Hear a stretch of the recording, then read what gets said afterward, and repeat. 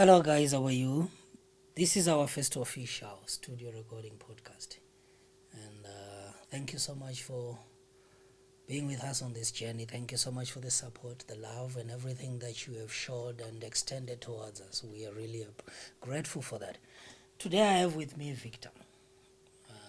We have had too many conversations off camera that have been so beautiful, which then kind of prompted me to consider having some of those conversations on camera with the hope that they will benefit some of you guys, that they will help you, they will empower you, and then they will encourage you to grow and to become the best version of yourself. Like we say, you grow and become. And so today we are doing this. Today we are talking about inner child, healing and reparenting ourselves. We hope this is going to be an amazing time and that you will benefit from it. Hi, Victor. Hi, Mr. Chris. Are you good? I'm good, and yourself? I'm well. It's good to have you here. Yeah, I'm glad to be here. I think we are touching on a subject that is very dear to me, and it's a subject that I've been meaning to have conversations about, inner child healing and reparenting ourselves. So I think we can start by introducing the subject and giving a brief background on what it means to heal our inner child and reparenting ourselves. Sure. It is a beautiful conversation and subject because it's something that I truly believe in. I think in recent times we've all seen all over social media, everybody's talking about, your inner child, my inner child, my inner child. And I know for some people it's still a conversation of interest, and obviously an area where most people don't fully understand what it means to have an inner child, who has an inner child and who doesn't have an inner child. And so I'm hoping that today we'll be able to address all that. Basically, I think in simple terms, an inner child is your child-like version. It is the past versions of yourself at different stages and ages of your life through memory. It's the things that you remember from your past, from childhood, from the time where you started developing and interacting with your primary caregivers, be it your father, your mother, or whoever was responsible for you at the time. And so what it means to have an inner child, in simple terms, it simply means having a memory of where you're coming from. Remembering the things that happened, the things that didn't happen, and how they are then shaping you into the adult that you are today. Because all of us are simply, we live in the present time through memory. Correct. We are here today through memory. Everything that we do, we rely on memory. We rely on where we are coming from. Our sense of self-worth, our sense of self-love, our self-esteem and our confidence is determined primarily by where we are coming from, the things that we have experienced, the people that we've been with, and what they have said about us. That's how we derive our personal identities, our personalities, and ultimately beliefs and perceptions of ourselves and the world at large. And so that is an inner child. All right. In terms of this inner child, does it mean that we need to heal this inner child, or can we live with an inner child that doesn't need any form of healing? I truly believe that every individual's inner child needs attention. What determines the severity or intensity of the attention that you're going to give to your inner child is the awareness of yourself, which is also known as self-awareness. It is important for you to take some time to understand yourself, know where you're coming from, your background, the things that happened in the past, and how they are impacting the quality of your life, or how they are impairing your ability to fully function today as an adult. Because all of us have an inner child, but what determines the state of your inner child is your past experiences. And so whether or not your inner child needs healing, it's your responsibility to look into yourself and ask yourself, am I truly living a meaningful life? Am I happy with the state and quality of my life? Am I happy with my relationships with other people? Am I happy and satisfied with my relationship with myself? What is it that I can do better and differently to improve, to enhance the quality of my relationships, both with myself and other people? And as you begin to ask those questions, you then realize that most of what you are using to pursue adult relationships comes from that memory, which is then the inner child. And so if you don't feel that you the resources, the mental, spiritual, and emotional resources you are using to pursue adult relationships are not sufficient to pursue healthy adult relationships, then that means your inner child needs attention, which is then called a wounded inner child, because now it's sabotaging your ability when attempts to pursue healthy adult relationships. And so it is possible to heal your inner child, but first of all, you need to take the time to reflect. Sit with yourself and have conversations with yourself that will help you see where you're coming from and be honest about where you want to go. Basically, it's very important that you own your life. The reason why a lot of us struggle with our inner child or healing our inner child is because we struggle to take power back from the things and the people that have hurt us. And so we end up living at the mercy of a wounded inner child because we are relying on what other people said and did with us and for us or even against us when we were kids. Yeah. And so we lack an identity.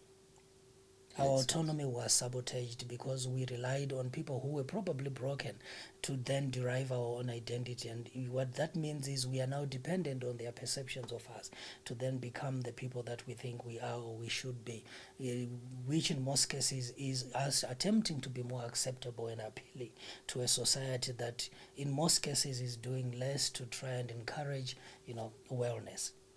Makes sense. Sense.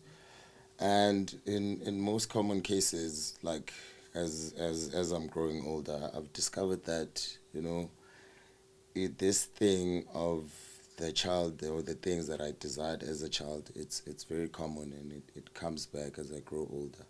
How do I address that inner child as I grow older and as I progress in life as a young man? If you are going to address your inner child effectively, you start off by knowing what you want. Be honest about what you think you want your life to look like. However, as you begin to define your life, it's also important to sit with the resources you are using to define yourself. Do you own what you are using to define yourself? Are you fully responsible for the material, content, whatever it is that you are using, which is thoughts, values, and beliefs? Yes. Are you fully responsible? Do you own the values, the beliefs, and everything that you are using to define yourself? Because at the end of the day, what you want is to own yourself, to own your life, to be your authentic self. Yeah. And if you have not taken the time to own your values, to own your beliefs, to own everything that makes you the person that you are, there is then a high possibility that you are relying on borrowed values and beliefs to develop into an identity that in most cases is not going to be fulfilling, because what you're simply doing is you're becoming an extension of someone else. You have done nothing to define yourself, or let's call it redefining yourself, because you are already defined by other people when you were a child and you're growing up. Yes. Through experiences, through interactions and the relationships you had with those people. And so now as an adult, you have a responsibility to redefine yourself. Question things. Question, challenge the things. It's a form of intervention when you start questioning how you were raised, what was said to you, how true is it, your beliefs about other people, your beliefs about yourself, your beliefs about life in general. How do you cope with stress? Do you believe in coping? Do you have the skills and the tools to go through daily life stresses and struggles? Or you find yourself hiding in your shell because you were taught to avoid conflict and to avoid any in conversation and environment and event that might cause or trigger some form of discomfort in you. Yeah. And so your inner child is there to then, you will notice that as you live your life as an adult, you are relying so much on that inner child. How you respond to stressful events, how you respond to conflict, how you respond even to healthy environments where you genuinely seen and you are accepted is all dependent on how your inner child feels and what your inner child thinks of you and the environment and the people around you. Yes. So in retrospect, this inner child forms a huge part of our lives and the decisions we make as we grow older and as we become adults. So there are also effects on this inner child when certain emotional, spiritual, and physical needs are not met. They lead to poor patterns of coping. Can you just expand on those poor patterns of coping? It is every child's birthright to thrive. Yeah. And when you find yourself in an environment that is not supporting that, the option or the alternative is to then survive. So you develop into this survival personality where you have to find a way to please your environment, because what you're doing is trying to protect yourself. However, there is something that is very important that we need to understand. The moment you shift from thriving to survival, you have abandoned yourself. Why are you abandoning yourself? Because you already feel abandoned by the people that should be responsible for you.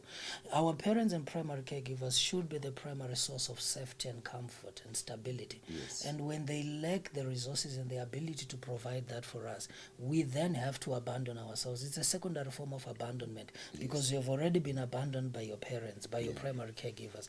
And so now you have no other choice but to also abandon yourself, because you need to develop into a personality that will learn to survive in that hostile environment. It's no longer a safe environment for you, but you have to make it. And the brain is aware of this. The mind is aware that something is wrong here. But then it quickly says, what do we do to survive this environment? And slowly you learn to put up masks to survive in that environment. And the reason for that is because you are learning to be appealing. You want to be accepted, because your parents or primary caregivers or whoever you have in that environment has failed to accept you for who they are. And in most cases, it's usually because they themselves are struggling with an identity crisis. And so they're simply passing on what they went through. And in that environment, you slowly learn to become a people pleaser. You slowly learn to self-abandon, to self-neglect. And when you do that, you live. And this is what most people don't understand. You can chronologically grow to be 40 and 50, like in my case, I'm 43. But if I have not done enough work to heal my inner child, there is then a possibility that my inner child is still trapped at the place where abandonment and neglect and rejection and betrayal happened. And so if I want to heal my inner child, I need to go back there. Because everything else that I've been doing in response to the hostile environment I was raised in is an attempt to protect myself, which means I had to develop into another personality that had the capacity to people please in an attempt to protect my inner child. And so I am not with my inner child if I have not healed. The inner child is stuck somewhere waiting, because what I do is I have to say to my inner child, you stay here, it's not safe. Let me go out and make sure that I create a more safer environment for you to come out. But you have to understand that there is always a new challenge every day. There is always something that you have to confront. 100%, and so at some point you fail to come back to pick up the inner child, because you were never supposed to abandon your inner child. You should have said to your inner child, you know what, we are going out the way we are. We will tell our story regardless of whether or not we are going to be accepted. But because we wanted to be accepted, we were conditioned to think that there's something wrong with us. We then learned early in life that we had to find a way to be accepted. And so we slowly learned to self-abandon, because we wanted to then grow into a personality that would be more appealing and acceptable in a society that we were living in at that time. And now in your adult life, you have become this conditioned adult. You are not yourself. And the reason why we are now speaking of the inner child is because we are slowly realizing that even though we have grown, chronologically to be 30, 40, 50, there is something in us that is crying. There is something in us that is yearning and saying there should be more to life. And now we're realizing that there is a part of me that is not living. There is the part of me that is not here with me. And that is the part of us that is now pushing and encouraging us to say, is it not possible for our lives to be better and to be more than what it is today? And that part of you is that inner child through memory. It's there in the past. It's waiting for you to come back and to go back and say, you know what, I'm here for you. And you don't need to hide anymore. You don't need to tell a better story, or you don't need to become perfect for people to accept you. We are going to tell our story as it is, regardless of who and who's going to accept us and who's not going to accept us. And as we tell our story, we are going to be fully present to notice who is accepting us and who's not, so that we know who to choose and who to trust. Because ultimately we are responsible, for how we pursue and establish healthy adult relationships with other people. And if you do not take the time to observe how people are reacting or responding to your story and to your perception of yourself, then you risk also living at the mercy of people who they themselves are struggling with their own identity crisis. Your inner child is there waiting for you somewhere. That is if you have not healed. But if you have done the work of healing your inner child, then there is a possibility that your inner child is wherever you are at the time in your adult life, because you have learned to live your life as a whole. You are fully present to check in with yourself. And this is how you know sometimes that I'm not living my best life and that I have abandoned my inner child. Take the time to notice when you check in with yourself before you make a decision. Yes. Do I sit with myself and ask myself questions like, why am I doing this? Who is it for? How does this benefit me? How does this serve me? How does this serve the people that I care and maybe love? Yeah. When you don't have time to sit and ask questions and have conversations with yourself, there is then a possibility that most of the decisions that you're making and the behaviors that you're employing are dependent on outside conditions and circumstances, which then suggests that you are dependent on other people. Your choice of behaviors is dependent on other people, and that means that you are self-neglecting, you are self-betraying. Because if you had healed your inner child, if you were living in a more sane way with your inner child, you would be able to say to yourself, do we need to do this? Why are we doing it? It's not to say that you're becoming selfish. It's just that you are self-aware and you know your capacity, you know what you should and what you shouldn't be doing, which is okay. Yeah. So basically what you're saying is that you need to have conversations with this child. Yes. Constant conversations. Every day, all the time. Yeah. So you are basically taking the inner child and trying to integrate that with the adulthood. With the adult you. Is that healing? Do we then define healing as that? Or basically what I'm trying to say is that the inner child needs to be integrated with the adult. Yes. Do we then define inner child healing as that, or there's just more to that? There is more to that. That is just part of the healing process, but there is more to that, because it's not just a matter of integrating it. As you integrate, are you in agreement? That's an important question. Yes, are you in agreement? And remember, we don't just agree for the sake of agreeing or for peace sake, because you also need to understand that between the inner child and the adult, one of you might be a people pleaser as well. And so it's okay to genuinely say, you know what, I'm going to let you own your voice and speak for yourself. Yeah. Even if we are not going to agree, at some point we have to find a way to work together. If we are not in agreement, do we still respect each other? Because you also need to understand that, you see, the inner child makes up for most of our emotions and feelings. And sometimes if you're not very careful, you end up just agreeing to everything the inner child is saying or asking of you, because you're thinking, this is how I'm taking care of my inner child. But also remember, the validity of your emotions and feelings should not always translate into a behavior or an action. Without you taking the time to question the emotions, sit with your emotions, sit with your feelings, process feelings and emotions, understand them. What are they communicating to you about your relationships, about your environment, about whatever it is that you're trying to do? Be fully present to notice when you are prematurely making decisions because you're too scared to sit with some form of discomfort or distress, because this is what we do. As survivors, we are too scared to sit with discomfort and distress. Which is why when we learn to heal, we then learn to embrace that discomfort, because we understand that there is more wisdom and knowledge in discomfort and distress than there is in that place of joy and happiness, because joy and happiness is a result of the work that you have done inwardly to embrace yourself.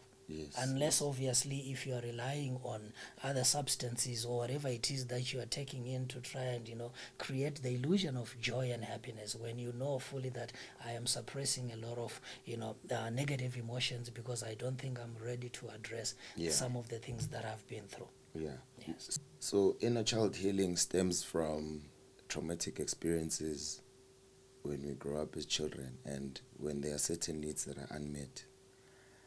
It leads me to my question that how do we then validate or make sure that the needs that the child had needs the required attention, and how do we then say that those specific needs are credible enough for them to be attended to? I think that's a very powerful question, because like I said earlier on, that sometimes we don't then take the time to sit with ourselves and question the credibility or the validity of whatever needs our inner child has. You understand, we are dealing with a child. That's why it's called an inner child, or at least a child aspect of you. And what that means is sometimes we have needs that don't necessarily mean that they need to be attended to. They're just childlike needs. Yes. You see, if you have ever observed a parent, you will notice that there are times where a parent looks at a child and says, I know you want this, but maybe you're not getting it now. Yeah. And what that means is, even as you begin to learn to reparent yourself, you also have a responsibility to sit with those needs, those expectations, and then begin to assess them. Because now you're an adult. Yes. You're not necessarily going to be giving to your inner child everything that your inner child needs. Yes. As a wiser adult now, you have a responsibility to look at your child and say, I see you. I'm not going to ignore you. I see you. But I also have a responsibility to give what's best. I have a responsibility to make sure that you are well taken care of.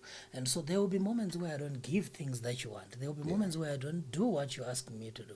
Not because I don't love you, but because I'm genuinely instilling or helping you develop and instill values that would help you grow to be a better adult. Because there is then a tendency, especially for most people who might have, raised in disadvantaged homes, to then give everything to their inner child, because now they think, because I can afford, I'm just going to do for myself whatever that I want to. And a lot of times you will notice that is not necessarily healing. It's a form of defiance. It's protest behaviors, because now you think it's in my power to give to myself everything that I ever wanted. But are you taking the time to sit and ask yourself, am I giving to myself the best kind of things? Am I genuinely supporting my well-being? How am I contributing towards my well-being as a person?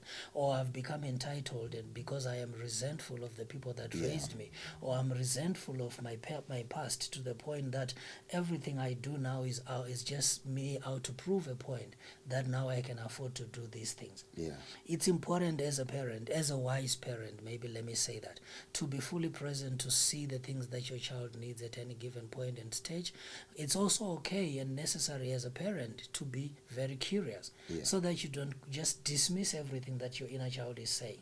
Learn to have conversations with your inner child, because the most important thing that your inner child needs from you is attention, to be seen. Be a very responsive parent. Be present. Yes, when we emotionally, financially, and physically neglect ourselves, that's what leads to attachment trauma. That's what leads to an abandoned inner child, because there was not enough attention, enough care, enough responsiveness from those that should have been responsible for you. But if you are a present parent, it gives you an opportunity to learn your child, to know your child, and to understand your child better. Because the best way to raise a better child is to know the child that you're raising. Correct. Most of us want to raise our kids based on what we think we know about ourselves, and usually we rely on our past. We don't take the time to sit with our kids and understand those kids.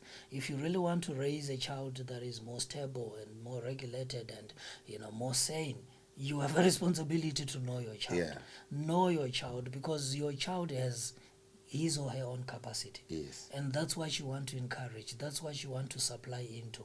But if you're not going to do that, if you're not going to learn your child, then there is a possibility that you are relying on your own past experiences to raise your child, and that then limits you to preventive parenting. Because you're simply trying to avoid certain things from happening again, the things that you probably witnessed or that you experienced directly, and you don't want them to happen again. And so you spend most of your time being preventive. And that's how most parents then develop into avoidance behaviors or avoidance attachment styles, because in as much as they love their kids, they're too scared that if they can then be fully present to allow their kids to grow without them restricting certain areas and aspects of their child's life, they feel that they will not be able to fully control. A lot of us as parents, a lot of parents want to control their kids more than they want to raise kids. True. I've made a lot of observations on that. And then, since the primary caregiver forms part of what we call a traumatic experience, maybe they are the ones that probably did something to you for us to actually say, okay, maybe there are certain needs that are unmet. I want to understand that, is it possible for you to involve your parents through the journey, or is it a personal journey that we have to take upon ourselves, that, okay, my parents didn't meet certain needs, and then this inner child is yearning to be attended to? Do I involve them now in this journey, or it's a personal journey that I have to walk alone on? By the time you are deciding to heal your inner child, you have already experienced your parents or primary caregivers enough to know them. Yes. And so when you say I'm now healing myself, you are taking full responsibility of your life.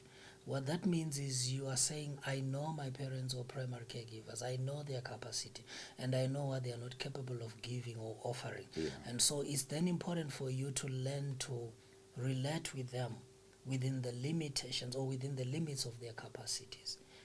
They do not have an expectation beyond what they can give. Yes. Because the reason why you are now reparenting yourself is because you are now playing the role of a wiser parent. You are making up for what they didn't do, what they couldn't do. Yes. And so it's a personal journey that allows you to take responsibility and to grow and to be present and to attend to yourself whilst relating with your parents. Yeah. But now you are relating with your parents, within what you know they can provide. Yeah. You are no longer expecting that they should give to you more. What that does is it helps you to create some kind of distance between your parents and the expectation.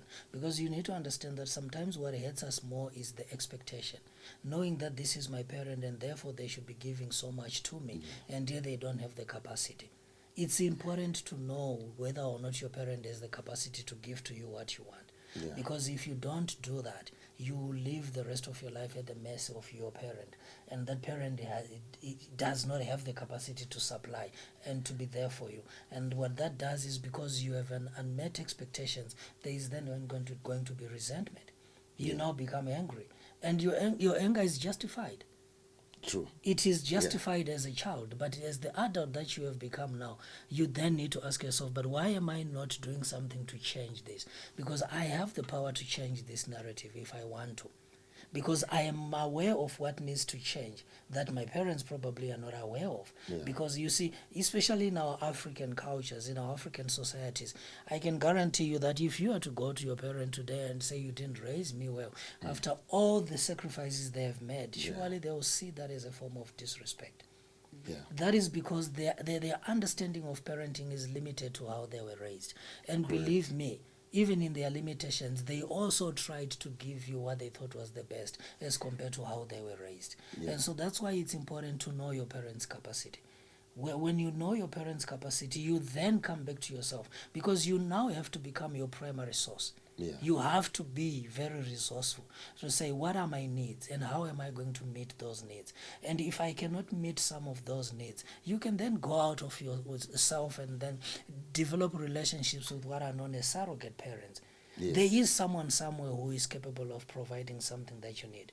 There is someone somewhere who can meet your emotional need, who can meet certain needs that you have. Yes. Develop healthy relationships with those people. That's when you start, forming relationships with what you might want to call your tribe. You're becoming aware of the people that are going to supply to your needs, the people that have the capacity to be there for you. And you also, in turn, you learn to be there for them, because what you want is to develop healthy adult relationships. Yes. Does this mean you don't love your parents anymore? No, you don't. You still love them. You love your parents, but now you understand that they don't have a capacity to love me in the way, on the manner that I want, but I'm not going to disown them. I'm simply going to learn to relate with them in the space where it's safer for them to love me. Yeah. And once in a while, I don't mind going out of my way to love them, because I know I have the capacity. I'm no longer people-pleasing. I am actually choosing to love them because they are my parents. Yes. You have moved from a place of people-pleasing because you're scared that you're going to be abandoned. Yeah. Now you are choosing to love them because you have developed the capacity to not only be there for you, but to be there for them as well. So having your own choices to love people now it's also forms part of the healing. That is the beauty of healing.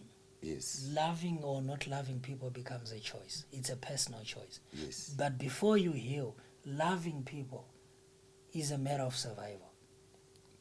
It's a means to an end. You have to love people, because if you don't, you don't have friends. Yes. If you don't, you don't have parents. If you don't, there's so much that you don't have if you don't know how to love people, which then, poses the question, is it really love? Is it even love? Yeah. If you're loving out of obligation, is it really love, or it's just dependence?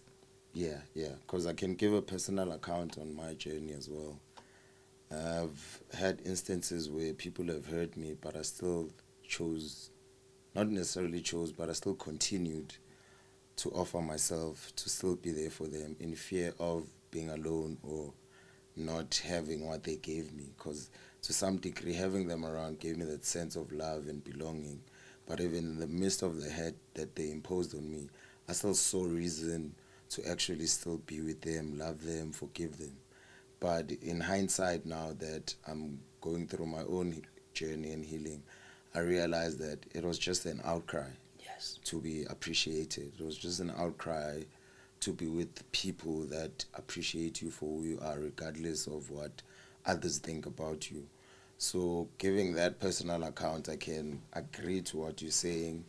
And I would also like to add a little something on that, that the day, because I've avoided to heal this child and to also revisit some areas of my life, I resorted to some severe coping mechanism, which is something that I want us to discuss.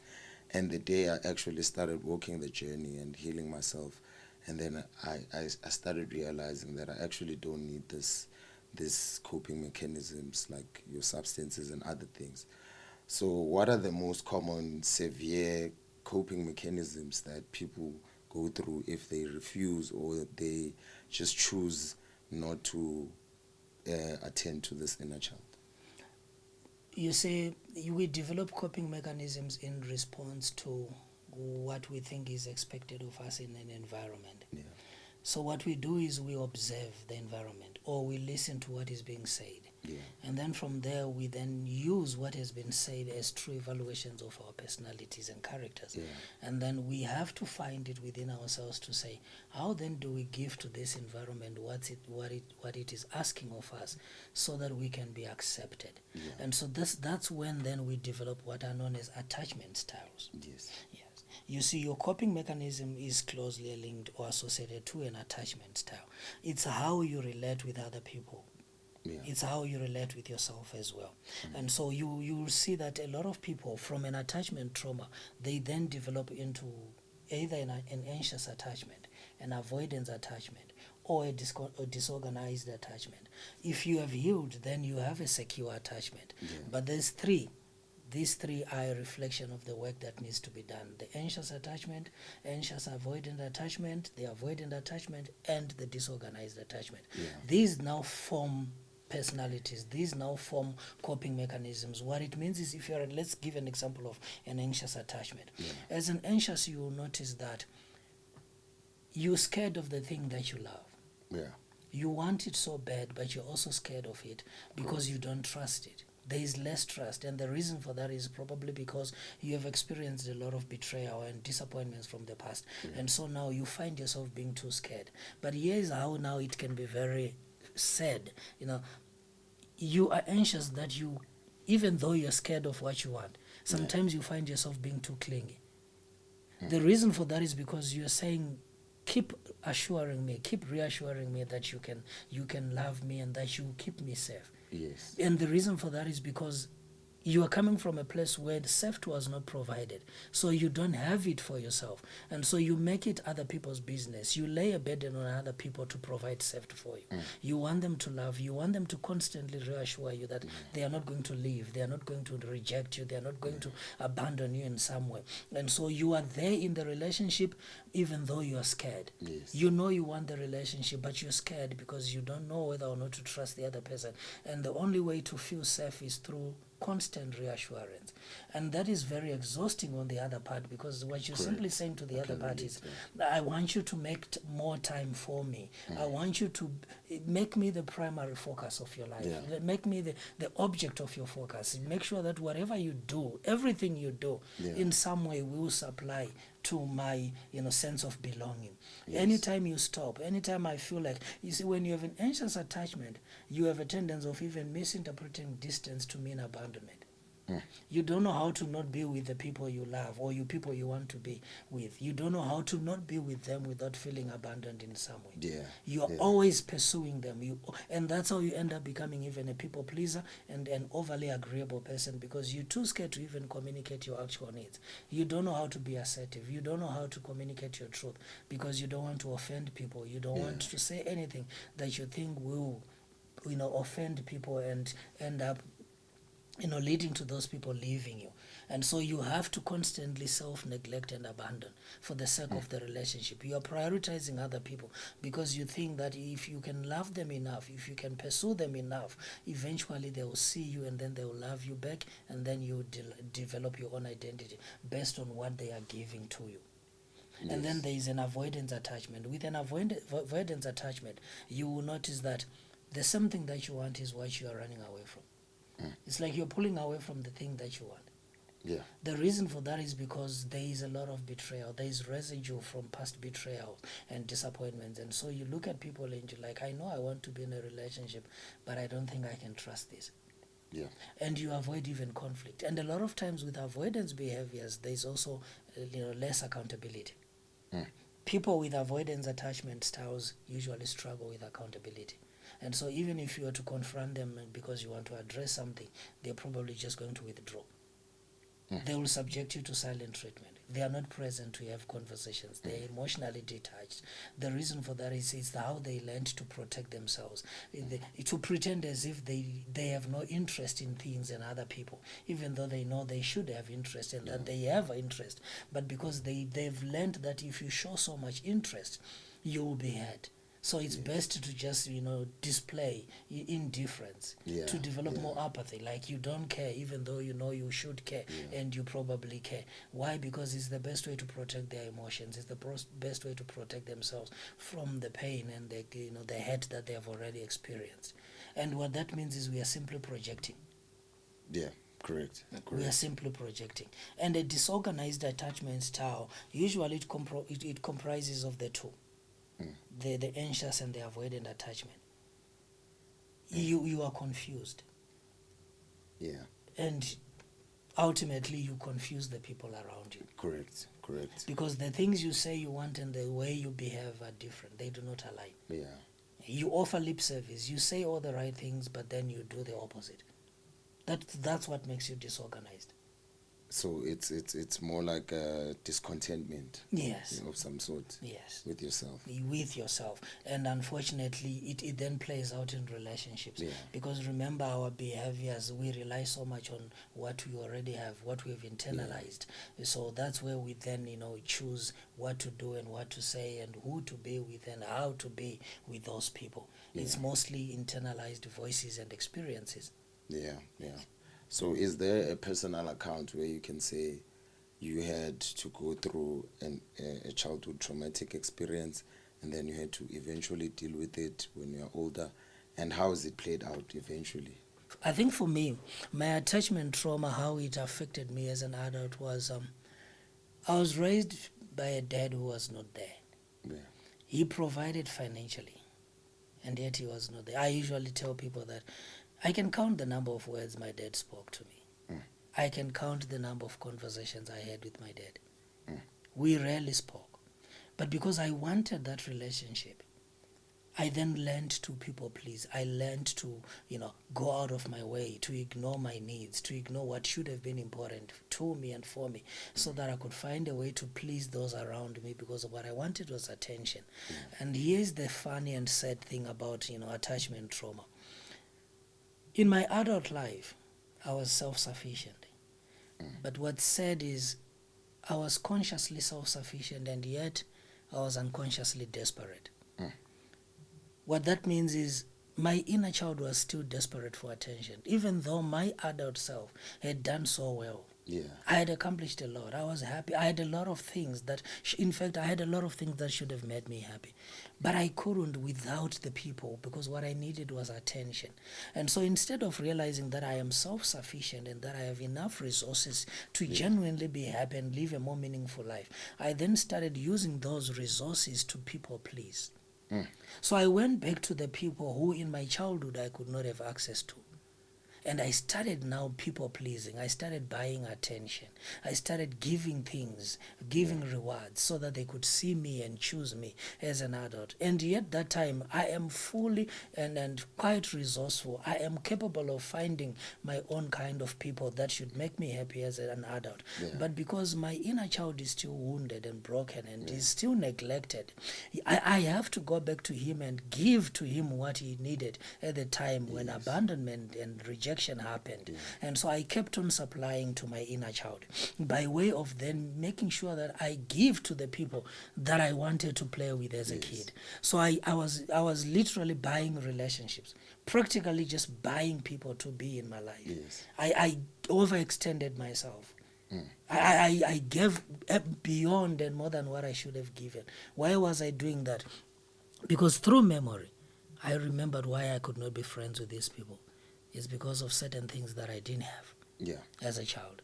You know, growing up in a disadvantaged home, there are things that I didn't have. So are there certain actions or words that you had hoped your dad would say to you or you desired? Now that you are grown and you realize that there are certain things you desired, can you put them in words maybe to say that I needed my dad to say certain things to me, maybe for me to feel a certain way about myself when I was young, in order for that particular thing not to eventually affect the older you?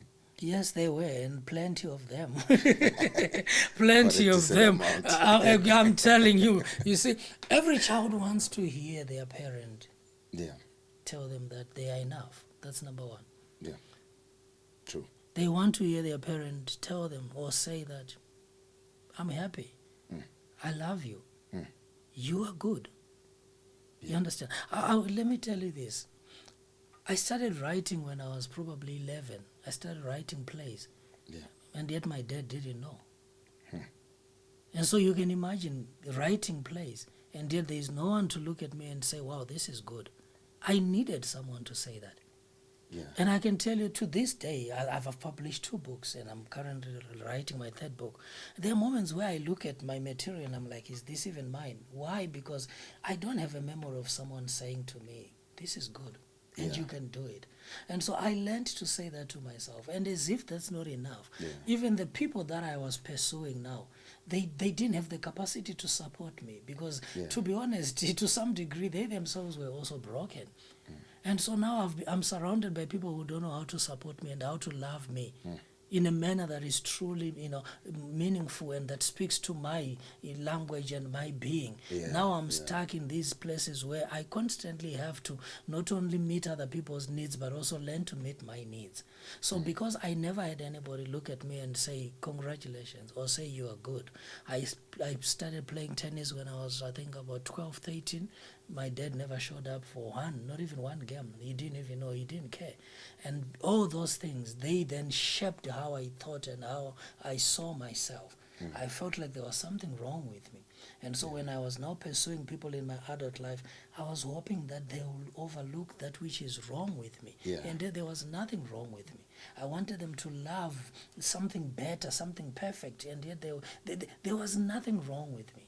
It's just that I was raised by a man who didn't know how to love me. So would you say that is it your responsibility to see things the way your dad saw it at the time and to understand where he was coming from with how he reacted or how he was parenting you? It helps you to heal when you then accept that this is how he saw me and this is why he saw me.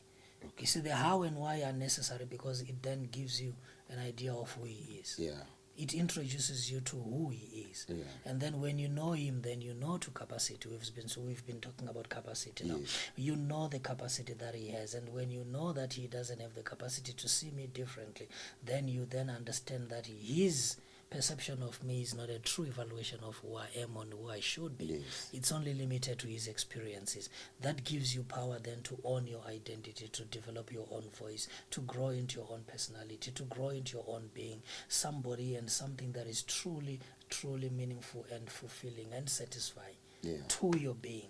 And you then encourage your creativeness, you encourage your playfulness, you encourage your imagination and visualization, which a lot of times is not encouraged in our childhood. Because our parents are constantly on survival mode, and when you're on survival mode, curiosity is not something you need. It's not a good ingredient. It's not, because curiosity says step out of what is safe. Step out of your comfort zone and begin to ask certain questions. And yet most of our parents would rather we just agree to everything that they say without us asking questions. Yes, that's true. And so when a parent is not present to tell you that they love you and that you are good enough and that you're doing okay, and even in the face of setbacks and shortcomings, when you make a mistake, when a parent is not there to say it's okay, Just to hear a parent say it's okay, you broke a glass, it's okay. Yeah. You understand? Yeah. You don't want people reminding you that, you might as well break everything in this house, It's not like you buy them, so it won't hurt. Yeah, so you might as well just... you might as well break everything. You have no idea yeah. how much it costs. You see, that leads to financial stress and trauma, because now every time you look at things around you, like, I shouldn't be touching this, I shouldn't be doing this, I shouldn't be playing with this, because if I break it, I can't afford to replace it. Yeah. You're constantly reminded of the monetary value. Yeah. And yet people are missing out on something more important. Understanding that the things around us are simply resources that should help us live a more meaningful life. Not necessarily they shouldn't become some kind of a law and restrictions to the point that we own things that we cannot lose. Now our identities are attached to things, and now we're struggling to find a truly meaningful lives, because when we don't have certain things, we feel as if something lacks. Yeah. And yet, I always say this: if you can lose everything around you and still have yourself, you still have the most important thing that is needed, or that you need at the time. Which is yourself. Which is yourself. That is the most important thing. Yes. But when you're raised by parents who prioritize things, objects, and all that, then you constantly lose yourself or pursuing the things that you were told that are more important than you. So, what are the dangers of being neglected emotionally as a child, and also not addressing that issue straight into adulthood? Low self-esteem. Yeah. No confidence sometimes. You struggle with adult relationships. You become an unstable person, because there is a lot about yourself that you're questioning. You don't know the person that you're living with, which is yourself. Yeah. And so in your adult life, you struggle with adult relationships. You struggle with your relationship with yourself, even career choices. Yeah. Because let's be honest, there is no way of pursuing anything truly meaningful without confidence.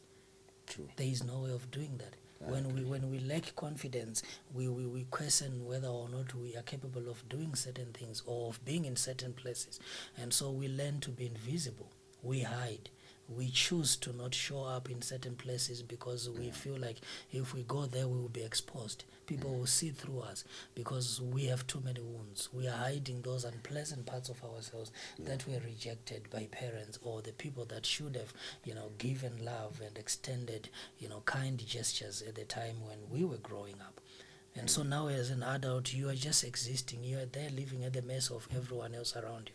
You lack the ability to say, I am and I can, and that I am okay being the person that I am and that I'm enough. Yeah. You don't have the power to genuinely defend yourself, to be assertive, to occupy, to take space in places where you truly deserve to be and to occupy certain spaces. Yeah. You have nothing that you can do, confidently. You have to always wait for other people to say you can or you cannot do this. Yeah. So, Mr. Chris, from a spiritual perspective, how does it support or does it speak to inner child healing from a biblical perspective? That is a question that I usually get from a lot of my Christian clients.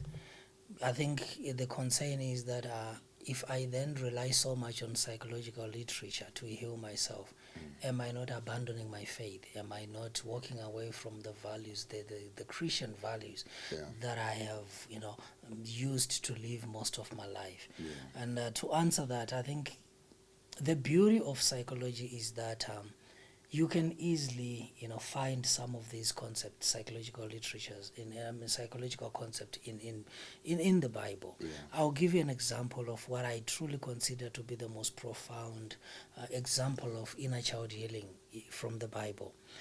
If you go into the Bible and you read the story of Abraham, you learn that God goes to Abraham and he tells him to leave his home, to leave his family home, and to go to a place where God says, I will show you. And somewhere along the way, as Abraham is walking with God, God then says to him, I'm going to give you a child, I'm going to give you a son. I know you want a son. I think it was after Abraham had said, what's the purpose of being successful without a heir, without someone that is going to take over from me? And God says to him, I'm going to give you a child. I'm going to give you the son that you want. And God then says to Abraham, but here is something that I need you to understand, to know. On the 8th day after your son is born, I need you to circumcise him. And then he says something to Abraham. I also want you to circumcise yourself on the same day. And I've always asked this question, why would God ask Abraham to be circumcised in his 90s on the same day that he's circumcising his child, his boy, when he's only 8 days old? And that is when I realized that this is what it means to heal your inner child. Because if you understand circumcision through scriptures, in the New Testament, circumcision means repentance. It's a change of mind. It's a change of heart. It's you turning, from what you would probably consider inappropriate ways into more appropriate ways of living your life. And so what God was saying to Abraham was that I also need you to heal yourself. For the kind of life and experiences that you're going to give to your child, you need to heal yourself first. Heal your inner child. That's what circumcision means. Heal yourself so that your child can see your healing and learn from that healing. And there's something that is very profound about the life of Abraham. You see, there are two sons that the Bible, makes huge examples about, and that is the story of Isaac and Ishmael. You see, Ishmael is a product or a child to a broken man. By the time Abraham has Isaac, he has circumcised himself on the day that he circumcised Ishmael. And so by the time he has Isaac, he's now a healed man, or he's now healing himself. But when he has Ishmael, he's still a broken man. And you see that because if he had been healed, there was no need for him to have Ishmael. Because God had promised him that you're going to have a son. I'll give you a son through Sarah, not any other woman. Yes. You and Sarah are going to have a son. So why does then Abraham go and sleep with another woman? That's a reflection of a broken man. He is dysregulated. He lacks self-control. There is no discipline. And there is so much selfishness. And so it's easier for a broken man to go out of his own, should be safe environment, to hurt the people that he should be protecting. Because all he wants is to get what he wants out of life. Regardless of whether or not he is going to hurt other people, he doesn't care. As long as he gets what he wants. And that's exactly what Abraham did. As a broken man, he had Sarah. And you can say, but it was Sarah who said, go ahead and sleep with my maidservant. You have to understand that Sarah was also just trying to please her husband. She struggled with her own insecurities. It's difficult to live with an awareness that you lack something. It's very difficult. You end up trying to find ways to make up for what you don't have, because what you want is to be loved, to be accepted, to feel like you belong in certain environments. It was Abraham's responsibility to protect her, to say, no, I'm not going to do this. But because he himself was still broken, he went ahead and he slept with his maidservant, and they had a child. And this is what that shows you then that this is a broken man. At some point, he had to abandon that child. When Sarah went to him and said, no, you need to chase these people away. I don't want Hagar and Ishmael to stay here. I don't want them to live there anymore. Abraham chased them away. What does that mean? It means broken men have a tendency of neglecting their responsibilities. So with making reference to broken men, I mean, just taking on from your subject or your comment, is that most men avoid going through the healing journey, whether it's through other issues or just what we're speaking about, inner child. What are the reasons that men actually avoid this type of healings or these journeys? Because it is common among society that men are the most broken. If that is they will come after you. But I agree with you. I agree with you. I think the reason why we avoid healing is because we lack accountability and we don't want to try. Yeah. We feel it's safer to live with our demons. We don't want to confront those demons. And because we feel that if we confront our demons, we are then becoming weaker. We have used our demons to become, this idea of, strong and, independent and confident men. And yet we are very insecure. If you go back to the history of heroism and masculinity, you realize that men have been broken for a long time, but men has not been willing to accept that I am broken, because the conversation or the narrative around masculinity and heroism suggests that men should not be vulnerable, especially around those that are dependent on them. And so men constantly, portray this illusion of, strength and strong and, confidence and very secure, to the point that even when they have demons to address, they would rather suppress them. They would rather pretend that no such thing exists within them because they are doing okay and they are okay. And yet statistics will then tell you that men are not doing okay, because we have the highest number of suicide from men. True. Most of the suicidal cases that are reported today, it's men killing themselves. Yes. Why? Because at some point you get tired of pretending. You get tired of suppressing those emotions. Correct. They'll look for an outlet. Every unresolved issue, unresolved trauma, every suppressed feeling and emotion, at some point it will look for an outlet. So not even the things that feed your ego as a man won't save you at that point. They won't. And if you're feeding your ego from a place of brokenness, you are simply lying to yourself. And eventually you get tired of doing that, because it's not sustainable. Yeah. It's not sustainable. People think it's sustainable, but you look at a man who's feeding his wounded ego, you will see how easily he can easily get angry.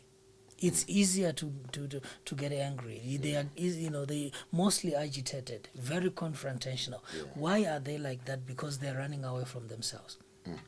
They don't know how to see to themselves and address their demons, and so what they end up doing is just displace anger, displace their frustrations, take it on other people. Look for someone you consider weaker than you, and then just take it on them.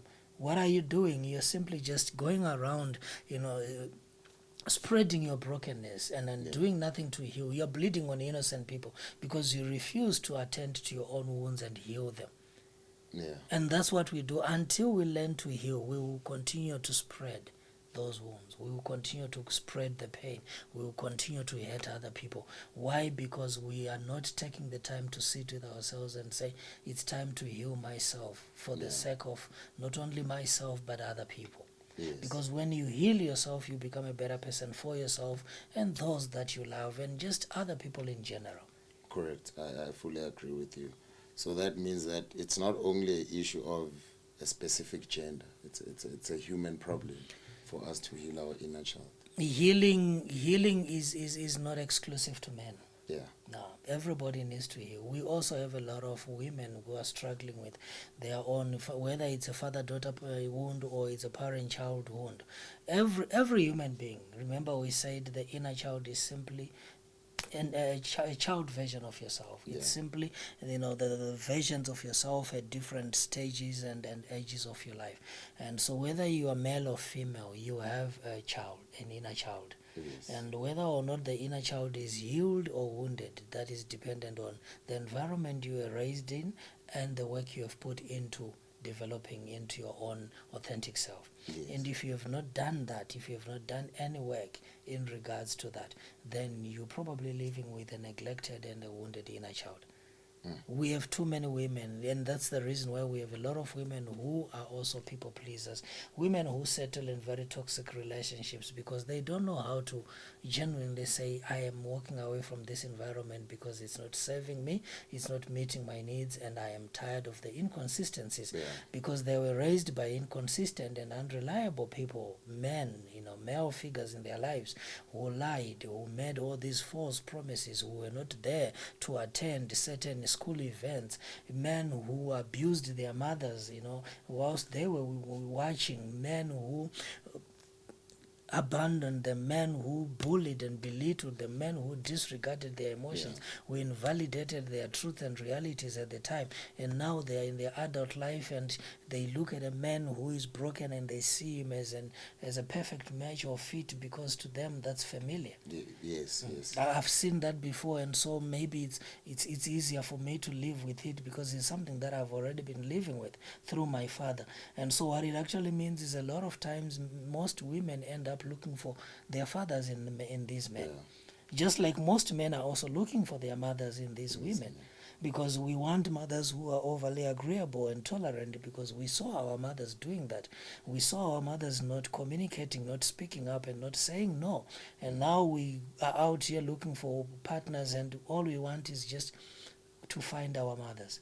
Because we want a woman, exactly, we want a woman who will allow us to be like our fathers. But when you heal, you realize that you don't have to be like your father.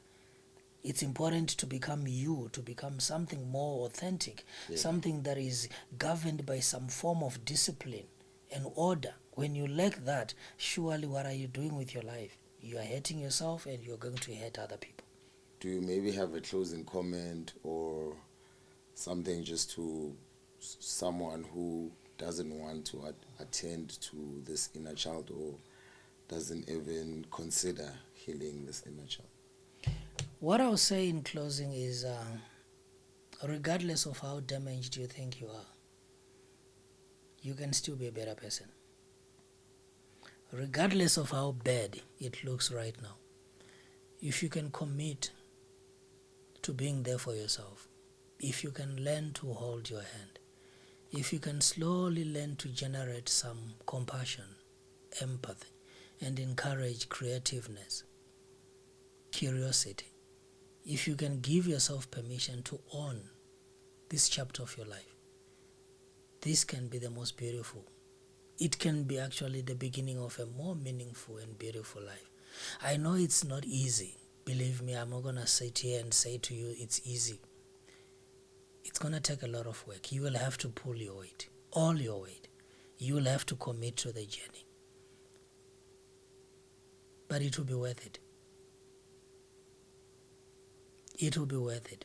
Because if you don't, then you continue to live at the mercy of everything else that has happened. And I'm sure by now you already know that it's not a good feeling. You're not in a good place. You are not happy. You don't want to be where you are. But the beauty of it is you no longer have to wait for someone else to come and rescue you. Because you can rescue yourself. You can do what needs to be done. That which you've been waiting for. That which other people should have done, your parents, whoever should have done it for you at the time.